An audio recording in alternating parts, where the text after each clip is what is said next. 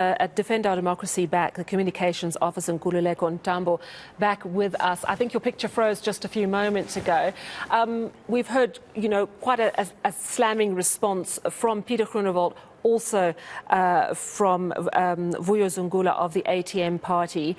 As Defend Our Democracy, what do you make of the changes to Cabinet tonight? I think firstly, it is worth highlighting that there's been a somewhat a drama of no dramas.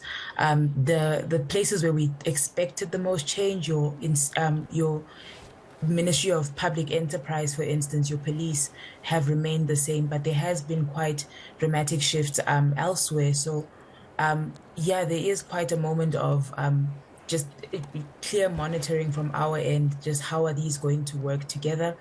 Um, we're of course looking forward to seeing how the new Minister of Electricity is going to be interacting with Gwede Mandashe and Pravin Gordhan, because as we've seen in the media and public spats, there has been some friction between those two offices.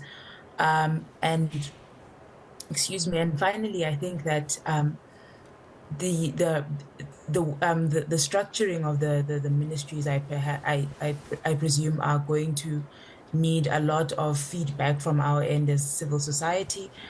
So I think as an overall understanding of what has happened is that there's a lot we need to come together to see what's going to happen and not simply accept that this is just going to work.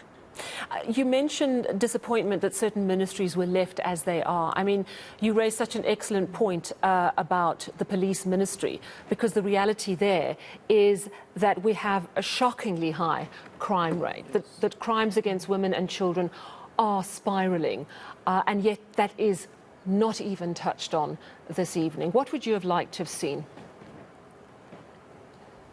So I think perhaps disappointment is it might read in a way that is not necessarily what we're intending to communicate. I think what we want necessarily to communicate in the area of policing is that there is a deep change that needs to happen. And now that it hasn't come in the form of the changing of the police minister himself, we have to then question, what does this change look like? Because as you mentioned, the crime statistics in this country are unbearable, especially for women. So it does beg the question, what does change look like if such a crucial post has been left untouched?